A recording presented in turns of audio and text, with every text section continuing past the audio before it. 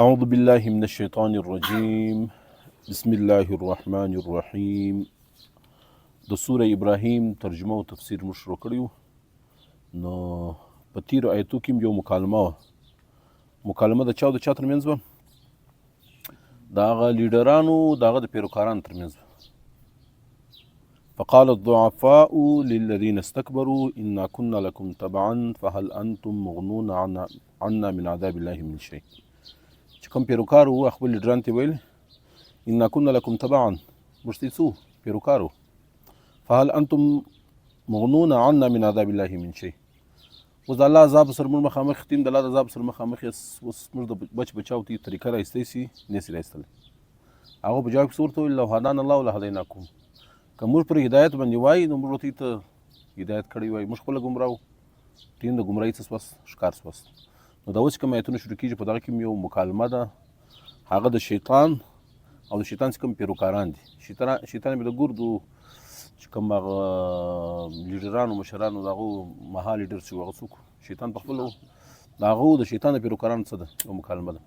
لکه په تېرو آیتو کې یو مثال الله پاک ذکر کړی وو چې د کافرانو عمل دارنګه دي لکه هغه د اور هیرې چې هغه هوا پر وچه لېږي نیست نابود سي. په روانو آیتو کې الله سبحانه وتعالی د کلمه طیبه او د کلمه خبیثه څه ذکر کوي، مثالونه ذکر کوي. نو الله پاک د شیطان د پیروکارانو مکالمه ذکر کوي. وقال الشیطان لما قضي الامر. دا د محشر په ورځ باندې چې اهل جنت جلا سي، اهل جهنم مستحق وګرځېږي. بس پر دا موقع باندې وقال الشیطان وبوی شیطان لما قضي الامر چې فیصله و انجام ته څه سي ورسېږي، بیا به دې اعتراف وکړي ان الله وعدکم وعد الحق، چې الله کومې وعدې سي سره کړي وي او وعدې څه دي حق دي. شیطان خو دغه ویل چې دغه دنیا ژوند دی په دې کې موجو مستي وکړي، آخرت ژوند چې دی نعوذ بالله من ذلک هغه یو دوکه ده، یو ډکه وسله ده. آخرت کې ژوند شته نه. بس هغه لکه غزیر الدین بابر متعلق یو شعر څه دی مشهور دی، بابر بیش کوش که عالم دوباره نیست. شیطان خو انسانانو ته دغه دوکه ورکړې وه چې بس په دا دنیا ده په دې کې موج مستي د مرضي ژوند څه کوي تېر کړي، چې هلته صورتحال بالکل واضح سي.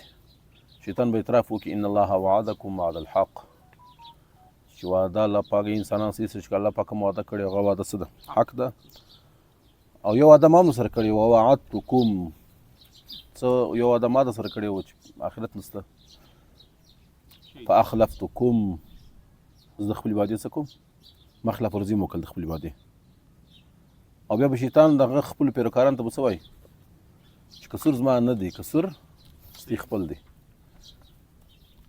ما ته الله پاک پر دې باندې حکومت و سلطنت و اجارهداري و زور زبردستي نه راکړې، دونه طاقت یې نه راکړی چې ما خپله خبره په زور پر دې څه کړې وای منلې وای.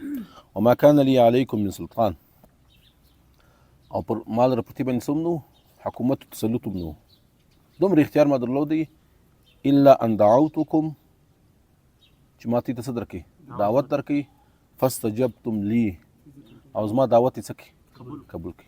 شیطان پر انسان باندې نور اختیار لري هم ده. شیطان انسان ته خالص ورکوي سي دعوت ورکوي سي، د برایي لار چې انسان اختیاري هغه په خپل اختیار سره څه کوي اختیاري. البته جناتو تعالی پاک څه ورکړي څه طاقت و هغه ورکړي چې هغه انسان ته شر ورته رسوي سي الله په حکم په اراده سره. شیطان دا طاقت هم نشته چې انسان پر برایي باندې څه کړي مجبور کړي. الا ان دعوتکم، ما صرف څه درکړي دعوت درکړي، فاستجبتم لي دعوت یې څه کړي قبول کړي. فلا تلوموني، بس ما مه ملامتوئ، ولوموا انفسکم، خپل ځانونه څه کړي هغه ملامت کړي. ولا یفتننکم الشیطان کما اخرج ابویکم من الجنه، انسان ته الله په کورشولی وي چې دا ستاسې دښمن دی. دا شیطان یې تی په څه کې نه واچي، په ازمایش کې نه واچي، په امتحان کې نه واچي. لکه ستاسې پلار سي بابا آدم علیه السلام چې په څه کې اچولی په ازمایش کې اچولی، کما اخرج ابویکم من الجنه، لکه ستاسې مور پلار چې د چیست رایستلي وو د جنت څخه رایستلي وو. لیکن دغه باوجود انسان د شیطان په بېکاوه کې ولاړ سي، شیطان به خپله بیا ورته وایي فلا تلوموني، ما مه ملامتوئ، ولوموا انفسکم، خپل نفسونه څه کوي ملامت کوي. او بیا د بېبسۍ اظهار هم وکړي، ما انا بمصرخکم، وزه ستې فریاد نسم اورېدلی، وما انتم بمصرخي او نه زما فریاد رسي کوی سي اوس هیڅ فایده نشته. شیطان د شیطان پیروکاران اگر د جهنم څخه جوړ سو مستحق جوړ سو، نو تی ماته ګټه رسوي سي، زه نه تی ته څه رسوي سم، ګټه در رسوي سم. او نور ورته وایي اني کفرت بما اشرکتموني من قبل. داسې خلک شته چې هغه باقاعده د شیطان څه کوي، پوجا پاټ کوي، عبادت یې کوي، او د شیطان خبره منل دا عملي څه دی، شرک دی. د شیطان وایي زه دا اني کفرت، زه منکر یم، زه انکار کوم بما اشرکتموني من قبل، چې زما لاره ته یې څه کړې وه، اختیار کړې وه، د رب لاره م څه کړې وه، پرېښې وه. دا د شرک عملي یو قسم دی چې د رب لار ته پرېږدي او د شیطان لار ته څه کړي، اختیار کړي. نو اني کفرتو، زه څه کوم، انکار کوم، بما اشرکتموني من قبل، چې کوم شرک دې کړی په ما سره مخکې تر دې. او ان الظالمین لهم عذاب علیم، بېشکه ظالمان چې د شرک د کفر معصیت لارې اختیار کړي هغو دپاره څه دي، لهم عذاب علیم، د هغو دپاره دردناکه څه دی، عذاب دی. دا خلک د شي مستحق جوړ سي، د جهنم مستحق جوړ سي، شیطان او د شیطان ګرده پیروکاران. وادخل الذین آمنوا وعملوا الصالحات، الله پاک وایي داخل بسي الذین آمنوا، کوم خلکو چې ایمان یې راوړی و، وعملوا الصالحات او دوی څه کړي وو، عمل صالح کړي وو، جنات دي، باغونه به دوی داخل سي، جنتونه به دوی داخل سي، داسې باغونه جنتونه به تجري من تحتها الانهار، چې تر هغه لاندې به نهرونه بهیږي، اوبه به بهیږي. او خالدین فیها، دا همیشه دپاره به دوی په دا باغو کې باذن ربهم، د رب په اجازت سره. تحیتهم فیها سلام، هلته به د دوی استقبال په سره کېږي، لکه په والملائکة یدخلون علیهم من کل باب سلام علیکم بما صبرتم، چې فرشتې به پر اهل جنت باندې د هرې دروازې څه کېږي، داخلېږي. سلام علیکم بما صبرتم، فرشتې به څه پر کوي، سلام پر کوي، بما صبرتم، چې په دنیا کې د ګناهو څخه څه کوي، ځان وګرځوئ او په مشکلاتو څه وکړي، صبر وکړي، الله پر اطاعت او پر عبادت ژوند څه کوي، تیر کړي. سلام علیکم بما صبرتم، نو سلام دی پر دې باندې چې څه کړی دی، صبر کړی دی. او تحیتهم فیها سلام، هلته به دوی استقبال کېږي په سره، په سلام سره. مطلب د شریعت کې چې مسلمان د بل مسلمان استقبال کوي، دغه دپاره السلام علیکم ورحمة الله وبرکاته دا الفاظ څه کوي، استعمالي. دا دنیا حسین ترین الفاظ دي، د چی دپاره، د استقبال دپاره. تر ګډ مورنینګ هم بهتره دي، دا تر ګډ ایونینګ هم څه دي، بهتره دي، دا تر هندوانو تر نمستي او تر دا هم څه دي، د پښتو تر پخیر راغلي هم څه دي. د هرې ژبې تر هر په دې کې د سلامتۍ یو دعا او پیغام د بل مسلمان ورور دپاره هغه څه دی، موجود دی. نو تحیتهم فیها سلام، په جنت کې به هم یو د بل استقبال یا فرشتې د استقبال په سره کوي، په سلام سره کوي. نو لکه دا دوی مکالمې ذکر شوي، اوس الله سبحانه وتعالی په دا بل رکوع کې یو بل مثال څه کوي، بیانوي. هغه مثال د کلمه طیبې او دغه رنګه د کلمه خبیثې الله پاک سبحانه وتعالی څه کوي، بیانوي. نو الله پاک وایي الم تر کیف ضرب الله مثلا کلمة طیبة، آیات ته نه وینې چې الله سبحانه وتعالی څنګه مثال بیان کړی دی، کلمة طیبة، د کلمه طیبه. کلمه طیبه څه مراد، لا اله الا الله محمد رسول الله صلی الله، کلمه د شغت افضل ذکر ورته ویل شوی دی. دې څخه مراد ایمان دی، کلمه طیبه څخه مراد څه دی، ایمان دی، کلمه طیبه ده. د دې مثال الله سبحانه وتعالی بیانوي کشجرة طیبه، د توحید د ایمان د کلمه طیبه مثال دا رنګ دی لکه یو پاکه صافه ښایسته څه درخته. هغه څنګه درخته، اصلها ثابتون، چې د هغه جړونه څه ثابت وي په مځکه کې، مستحکم وي، مضبوط وي. وفرعها فی السماء، او شاخلي څه هغه په اسمان کې څه کړي، خورېدلي. بل صفت یې څه، تؤتي اکلها کل حین باذن ربها، دا په خوراک سره راتګ کوي، په میوو سره څه کوي، راتګ کوي. کل حین، هر وخت، باذن ربها، د رب په سره، په اراده سره، په اجازت سره. نو په دې کې مفسرین ډېر زیات څه بیان کړي، تفصیلات څه کړي دي، بیان کړي دي چې دا شجره طیبه چې الله سبحانه وتعالی د کلمې طیبې یا د ایمان مثال ورکړی د سر ورکړی د درخت سر ورکړی شجره طیبه سر ورکړی د شجره طیبه سره مراد کومه درخت ده نو شجره طیبه سره مفسرین دا بیانوي چې د خرما درخت څه ده هغه مراد چې په دې کې الله سبحانه وتعالی ډېر زیات صفات یې دي صفات یې دي د دې ریښې ډېرې ګهره ځي پاکې اوبه دا څه کوي جذب کوي او ریښې ډېر ګهرۍ ډېر سي مستحکم وي په اساني سره دا وځي نه او دویمه خبره دا ده د دې تنه چې جړ سي هغه ډېر زیات سي مضبوط وي او دا سر وکال څه ورکوي میوه ورکوي مطلب د خرما متعلق راځي چې د دې بوسر اول دباره چې وچه خرما ورته وایي بیا څه سي دا رطب سي نودت سي خرمایي بیا د څه سي تمر سي نودت سي وچه څه سي خرما سي نو خرما داسې فصل الله سبحانه وتعالی پیدا کړی دی چې سر وکال دا څه ورکوي میوه ورکوي یا د دې میوه هغه څه موجود دی دغه رنګه ایمان کلمه د توحید د دې جړنوم سي لکه د خرما د درخت جړنو سي مضبوط وي نو د جړ مثال د رنګ دی لکه ایمان دغه رنګ د کوم تنه د دې مثال د رنګ ذکر کړی دی علما کرامو هغه لکه تصدیق قلبي د رنګ بیان کړی دی او چې کوم تنه د جړې دغه مثال بیان کړی د رنګ مثال د رنګ دی لکه هغه اقرار باللسان چې کوم ایمان د زړه کې موجود دی په خوله سره دې څه کوي اقرار کوي او دغه رنګ پر د تصدیق قلبي پر اقرار باللسان باندې کوم مرتب شی دی هغه څه دي اعمال صالحه دي او دغه رنګ لکه درخت چې میوه ورکوي دغه رنګ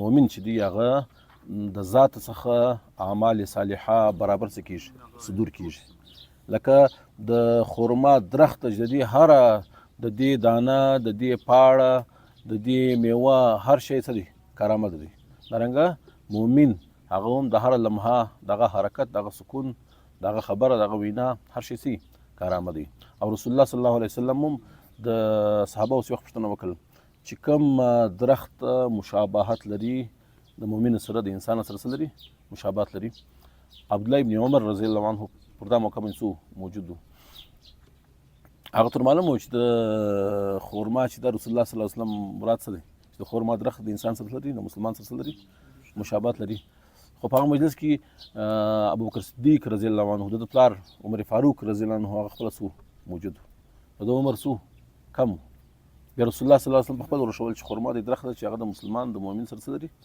مشابهت لري عبد الله بن عمر رضی الله عنه ورسته خپل پلار ته ویل چې ما د خو معلومه وه لیکن دا ادب د وجې ما څه نه کوه غږ مې نه کوي عمر فاروق رضی الله عنه ورته ویل که تا بیان کړی وای دا به زما لپاره تر سرو شانو زیات څه وای خوندور شی وای چې رسول الله صلی الله علیه وسلم پوښتنه کړې او تاسو ورکړی وای جواب ورکړی وای نو خرما چې د هغه د په ډېرو شیانو کې د خرما درخت د مؤمن سره لري مشابهت لري لکه د مؤمن عقیده ایمان هغه څه مضبوط وي کفر معصیت شرک دغه څخه دی څه د ایمان په برکت سره الله پاک څه کړي محفوظه کړي او دغه رنګه د خرما درخت چې د هغه لکه مؤمن پاک صافي نظافت څه په دې کې موجود دي خرما درخت هم جګه قد و قامت لري هغه هم د دنیا د نجاستو څخه داسې پاکه صافي لکه مؤمن هغه د خیر څه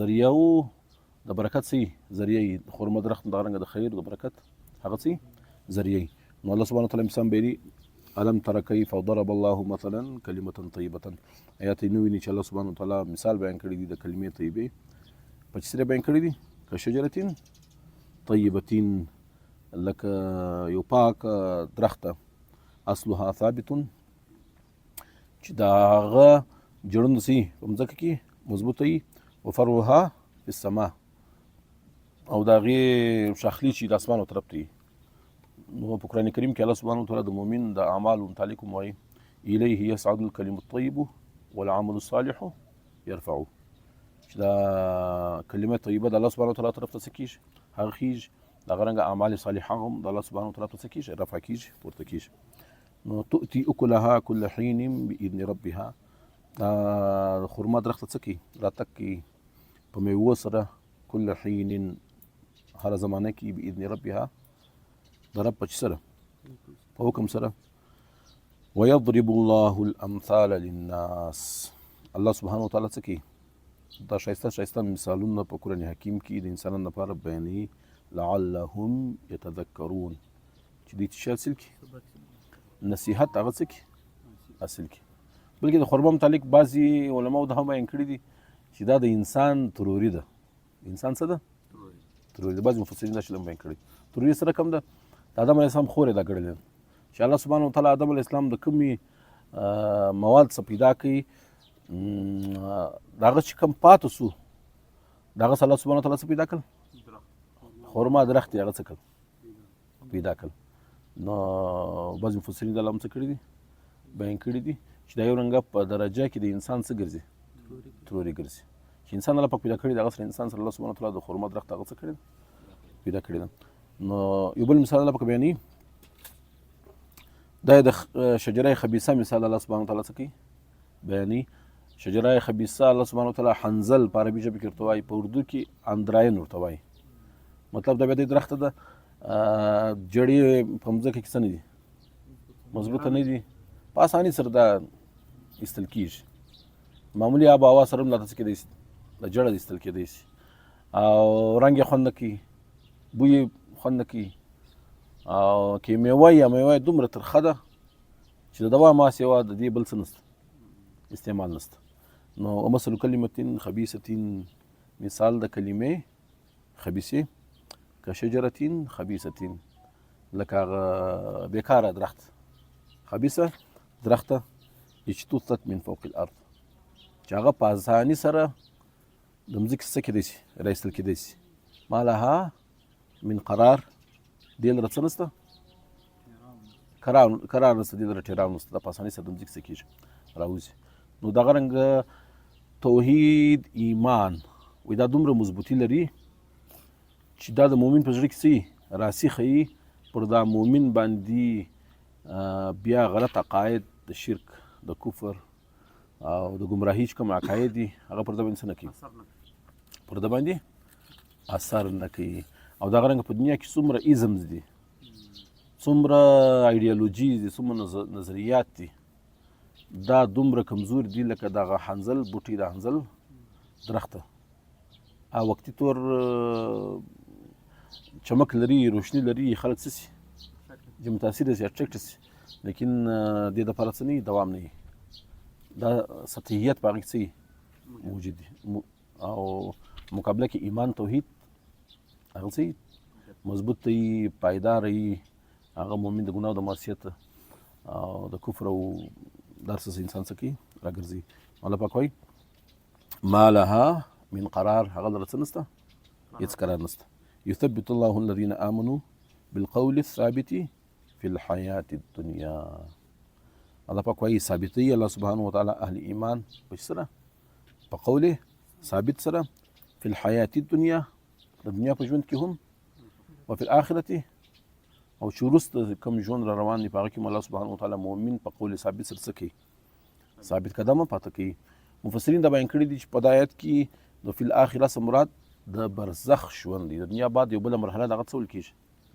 عالم برزخ ورته ویل کېږي. مطلب د عالم برزخ متعلق راځي چې د قرآن حکیم په لسو آیتو سره اشارتن د برزخ ژوند او چې کوم د فرشتو کوم سوالونه دي دا په چه سره ثابت دي؟ په لسو آیتو سره اشارتن هغه څه دي؟ ثابت. دغه آیتو څخه یو آیت هغه دغه آیت کریمه دی، او د رسول الله صلی الله علیه وسلم په اویا احادیث متواتره سره د برزخ ژوند او برزخ چې کوم فرشتې د انسان څخه څه کوي؟ سوال جواب کوي. دا ګرد څه دي؟ ثابت دي. صحیح. نو یثبت الله الذین آمنوا، ثابتي الله سبحانه وتعالی اهل ایمان ثابت قدم پاته کوي بالقول الثابت، په قول ثابت سره، فی الحیاة الدنیا، د دنیا په ژوند کې، وفي الآخرة، او د آخرت په ژوند کې، ويضل الله الظالمین، او چې کوم شرک او کفر کړي الله سبحانه وتعالی څه کوي؟ ګمراه کوي، د هدایت څه کوي؟ لرې کوي. ويفعل الله ما یشاء، او الله سبحانه وتعالی چې څه وغواړي الله سبحانه وتعالی هغه کوي. الله تعالی دې ماته او تاسو ټول ته پر دا ویل او اورېدل د عمل توفیق نصیب